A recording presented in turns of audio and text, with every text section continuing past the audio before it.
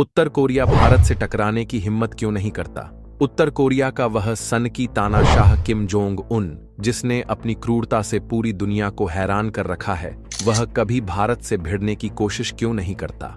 दोस्तों, क्या आपने कभी सोचा है कि दुनिया का सबसे खतरनाक तानाशाह, जो अमेरिका को आंख दिखाता है, जापान को डराता है, साउथ कोरिया को तबाह करने की धमकी देता है, जो अपने दुश्मनों पर मिसाइलें दागने में एक सेकंड भी नहीं सोचता, वो भारत से अब तक क्यों नहीं टकराया? वह सन की तानाशाह किम जोंग उन, जिसे न डर है अमेरिका का, न चीन का और न ही रूस का। लेकिन जब बात आती है भारत की, तो जनाब चुप हो जाते हैं। आखिर क्यों?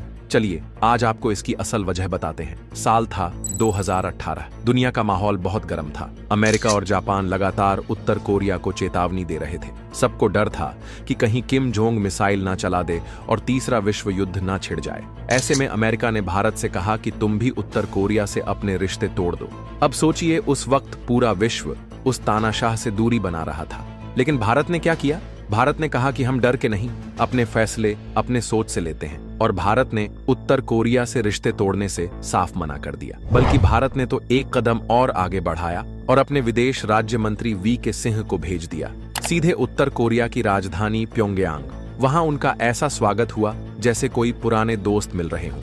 20 साल बाद भारत का कोई बड़ा नेता उत्तर कोरिया गया था और बस वही दिन था जब किम जोंग उनको समझ में आ गया कि भारत को हल्के में नहीं लेना चाहिए। अब आप कहेंगे कि इससे क्या फर्क पड़ा?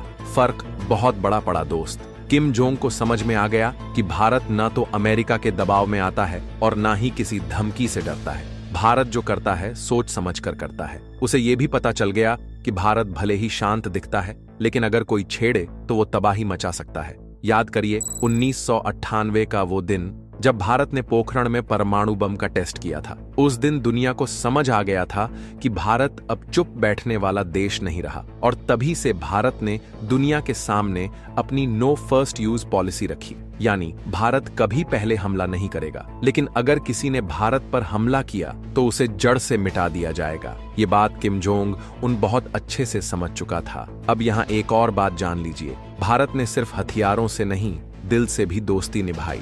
जब उत्तर कोरिया में भूखमरी आई, जब वहां लोग खाने को तरस रहे थे, तब कोई देश उनके पास नहीं आया, पर भारत आया। भारत ने 2000 टन अनाज भेजा, $1 मिलियन की मदद दी, दवाइयां भेजी और ये सब बिना कोई शर्त रखे, बिना कोई पब्लिसिटी किए, बस एक दोस्त की तरह मदद की। अब सोचिए, जब आपको पूरी दुनिया छोड़ दे और सिर्फ एक शख्स आपकी मदद करे तो आप उसका दुश्मन बन पाएंगे क्या? किम जोंग भी इंसान है। वो जान गया था कि भारत जैसा देश अगर दोस्त बन जाए तो दुश्मनों की जरूरत ही नहीं पड़ती। और यही वजह है कि जहां अमेरिका, जापान और साउथ कोरिया से उत्तर कोरिया भिड़ता रहा, भारत से उसने आज तक कोई पंगा नहीं लिया, क्योंकि किम जोंग जानता है कि भारत ना तो कमजोर है ना ही मूर्ख, और अगर भारत गरज गया तो फिर उसका अस्तित्व ही खतरे में पड़ जाएगा। अब चलिए एक और दिलचस्प बात बताते हैं। भारत और उत्तर कोरिया के बीच रिश्ते 1970 के दशक से शुरू हुए थे। शुरुआत में सिर्फ व्यापार होता था, लेकिन धीरे धीरे भारत ने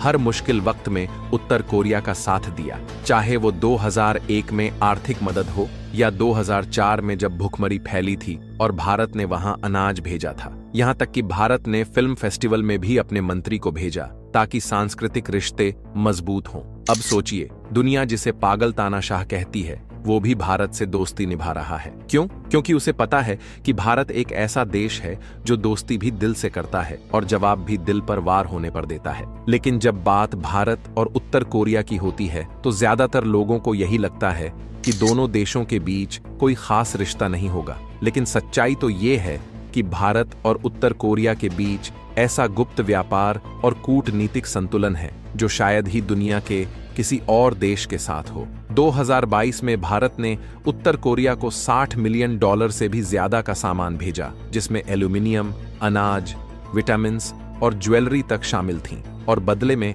उत्तर कोरिया ने भारत को $35 मिलियन के केमिकल प्रोडक्ट्स दिए। अब इसे सिर्फ व्यापार नहीं कह सकते, यह एक ऐसा कूटनीतिक धागा है जो दिखता कम है, लेकिन भारत की विदेश नीति की गहराई को पूरी दुनिया के सामने रख देता है। अमेरिका की नामी university Massachusetts institute of technology की रिपोर्ट में भी भारत को उन कुछ देशों में शामिल किया गया है जो उत्तर कोरिया से बेहद समझदारी और संतुलन से रिश्ते निभा रहे हैं। और इसका कारण है भारत की वो नीति जिसे हम कहते हैं गुट निरपेक्ष, यानी भारत किसी के दबाव में नहीं आता, ना अमेरिका का, ना रूस का और ना ही चीन का। 1947 में जब पूरी दुनिया दो धड़ों में बटी हुई थी, तब भारत ने तीसरी राह चुनी, गुट निरपेक्षता का।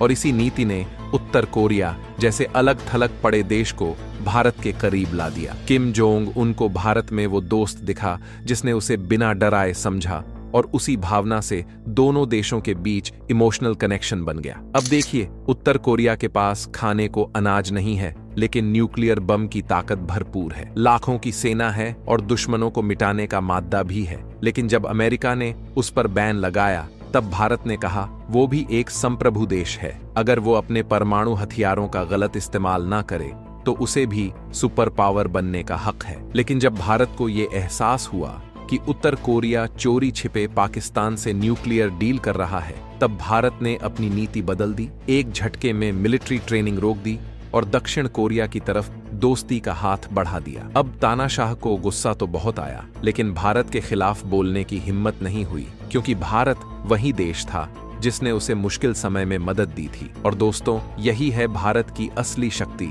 दिल जीत कर रिश्ते बनाना, और जरूरत पड़े तो वही रिश्ता मोहरा बनाकर दुश्मनों को अलग थलग करना। अब सवाल उठता है कि क्या उत्तर कोरिया जैसे देश से रिश्ते रखना सही है, क्योंकि वह पाकिस्तान और चीन का भी दोस्त है? तो विशेषज्ञों का कहना है कि अगर उस सांप को सही से पाला जाए तो वो डसेगा नहीं, बल्कि हमारी बीन पर नाचेगा। और भारत यही कर रहा है। उत्तर कोरिया में बॉक्साइट, कोयला और अन्य कीमती खनिज भरे पड़े हैं, जिनका इस्तेमाल भारत अपनी ऊर्जा और इंडस्ट्री के लिए कर सकता है। साथ ही अगर भारत उत्तर कोरिया को अपनी तरफ रखता है तो ये पाकिस्तान को अकेला करने का एक और हथियार बन सकता है, क्योंकि जब किम जोंग को भारत और पाकिस्तान में से किसी एक को चुनना होगा तो वो भारत को ही चुनेगा, क्योंकि भारत के साथ खड़ा है रूस, और भारत ही उसे अमेरिका व अन्य वेस्टर्न देशों से बात करवाने का सबसे भरोसेमंद दरवाजा लग रहा है। यानी भारत ने उत्तर कोरिया की सबसे कमजोर नस, भूख, तेल और सम्मान, तीनों को पकड़ लिया है। और यही कारण है